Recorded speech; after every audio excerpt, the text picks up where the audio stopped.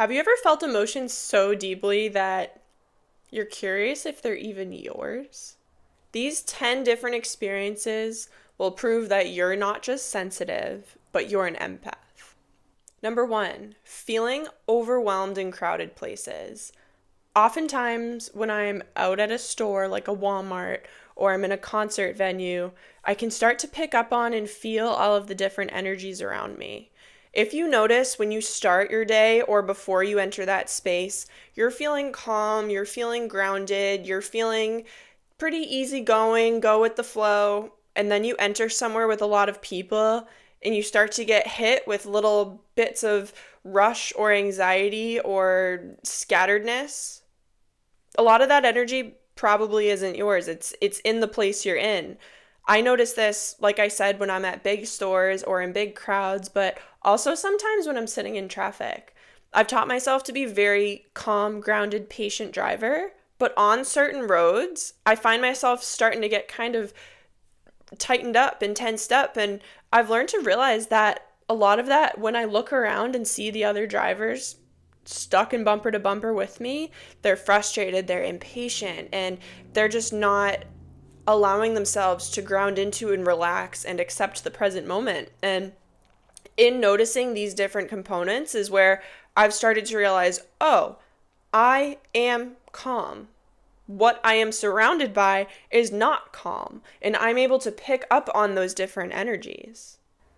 A tip that I use for this is before I leave the house or before I enter that type of space, I do an energy check with myself. I'll sit and I'll deep breathe for about 10 breaths and just get a feeling and a sense of what my energy is at. I'll breathe in and I'll exhale and allow everything I exhale to move down my feet. I'll visualize roots growing into the earth and I'll feel grounded and calm and supported.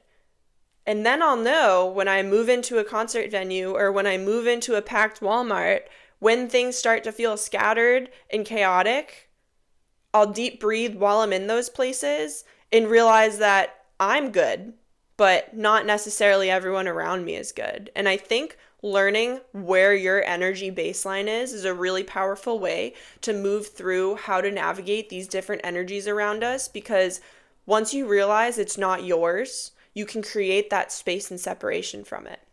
Number two, picking up on emotions in a room without being told about them.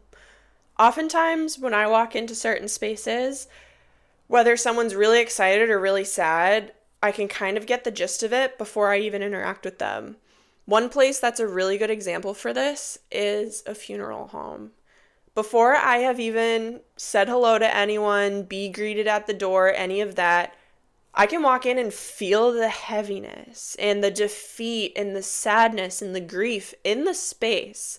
And I know when it's someone close to me that we're grieving and paying our respects to, obviously that energy is mine. But when I've gone to these types of gatherings where it's someone that is alive that I care for, or it's someone that's very distant to me, but I'm going to support somebody else, I know that I'm not the one personally affected by the grief and sadness, but I'm walking into a space that is filled with it. And if you think about a funeral home, the walls are filled with that energy. So even when everything is all said and done for the day, the energy gets stuck in the walls. Things are kind of left the way we found them. And without that kind of energetic hygiene, it's just going to get heavier and heavier in those spaces.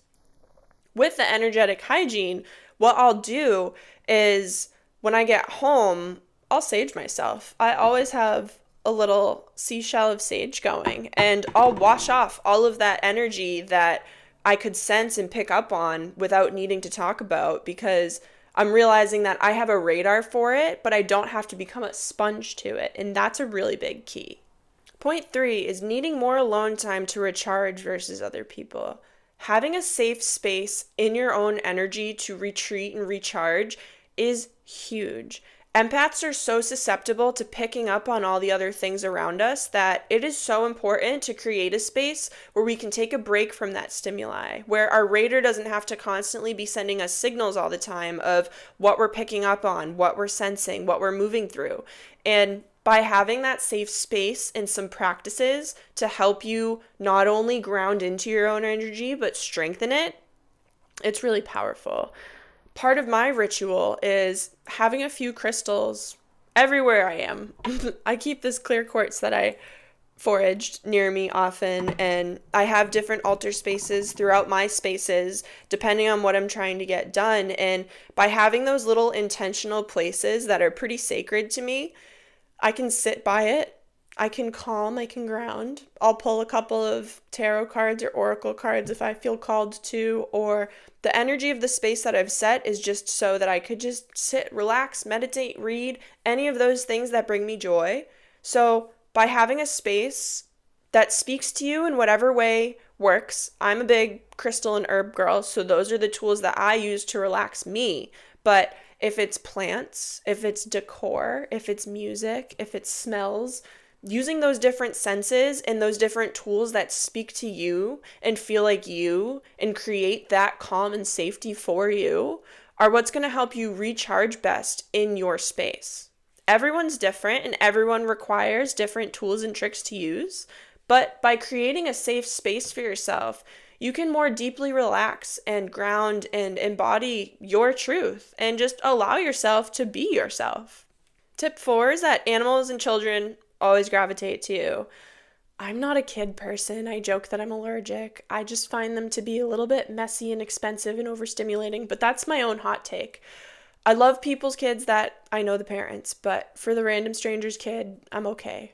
Regardless, kids gravitate towards me. They find safety in me. They want to play and draw and show me things and give me gifts. And it's really fascinating to me because I'm naturally an animal person. I work in the animal field. I have many different times in my life, and it's the nervous dogs that come to me first. It is the anxious dogs that I'm able to get a breakthrough with and help them ground and take them for a walk or be able to pet them. And there's been times in my job where I'm the one that gets sent somewhere because the animal responds best to me. And part of that is our energy.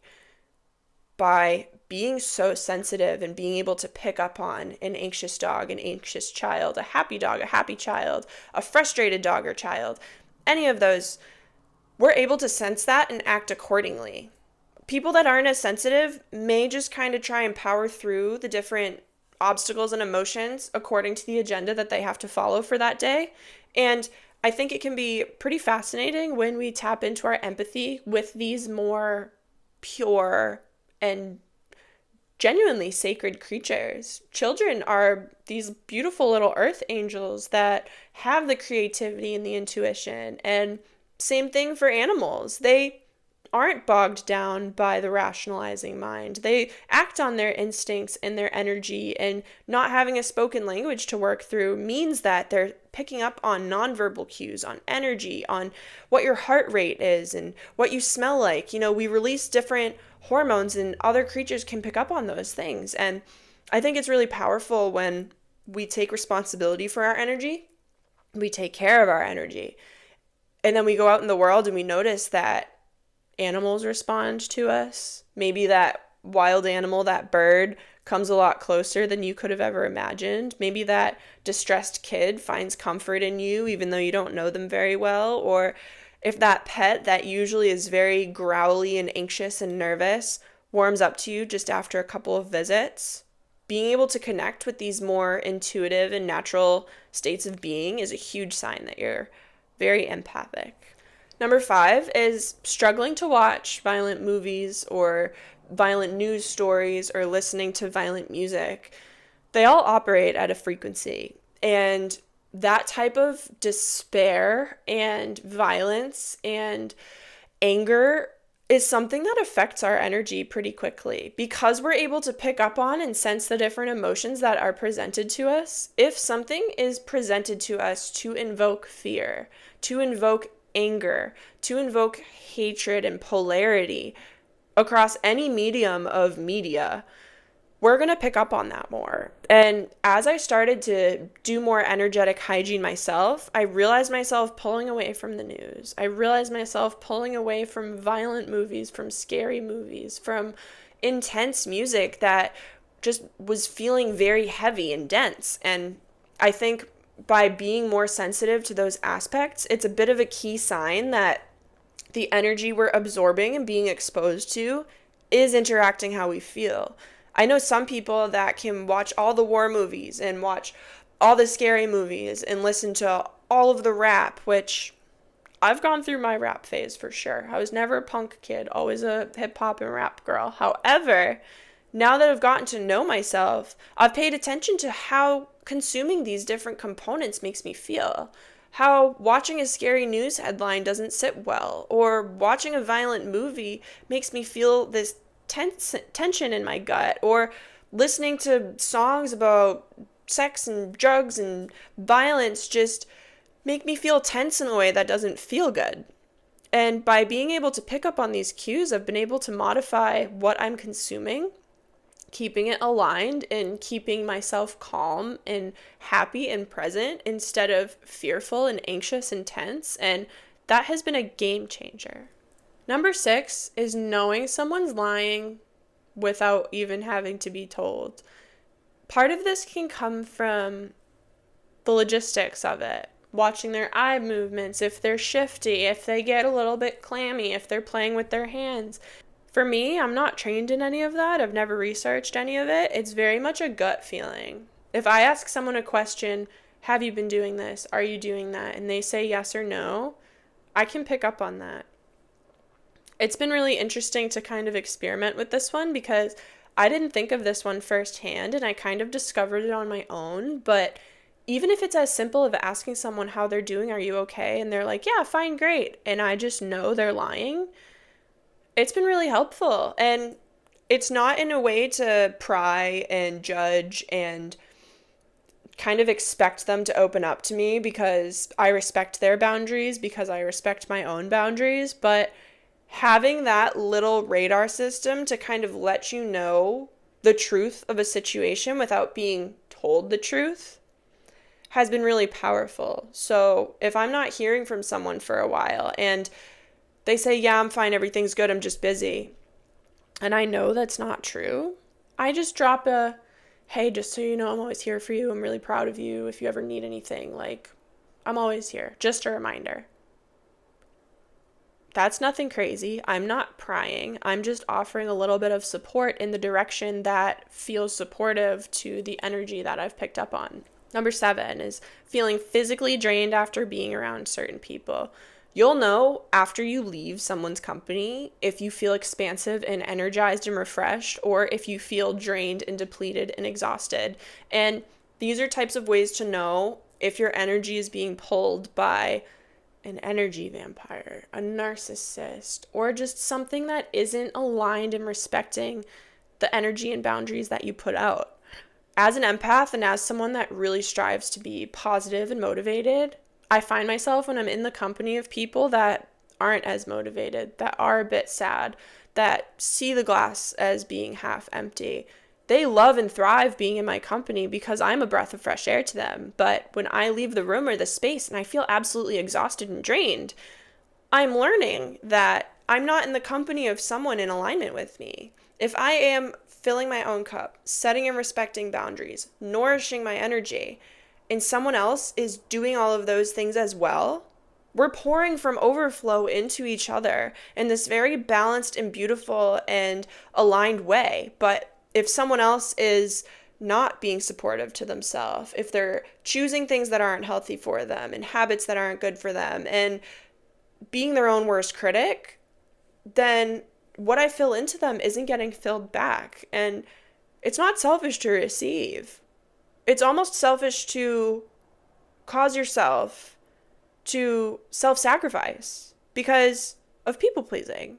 By people-pleasing, we're telling ourselves that we are not worthy and valuable enough to be protected and be safe and find things that are in alignment with us, and that's not okay. Number 8, feeling and experiencing gut feelings that end up being true.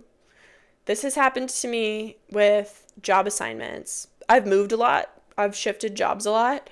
And just by applying, just by a phone call or an interview, I can tell if something's going to be worth my time, if something is not going to be worth my time, and if something is going to be acquired.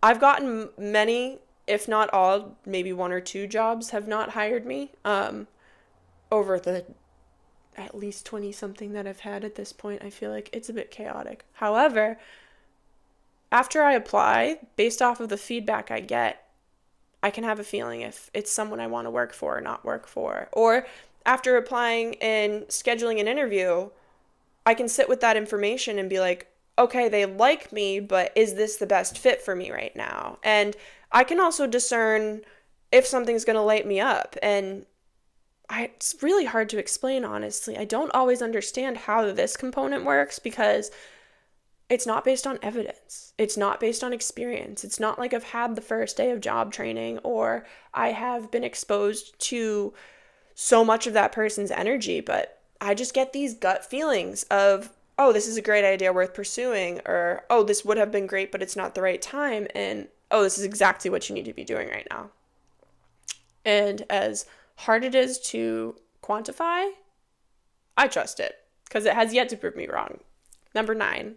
People often come to you for advice and emotional support. An empath's superpower is being able to feel and see what someone else is going through as if it was their own experience. Part of this allows us to know exactly what to say because we can feel where that other person is at and intuitively know through word choice, through supportive delivery, through so many different little tweaks and nuances of the details of what we're sharing with someone else, even if it's just a safe space to allow people to air their grievances, that safety and security and understanding that people feel from us calls them to come back to us. So not only are people opening up quicker, but they're asking for your 2 cents. They know your intuition is strong and they're not trusting their own.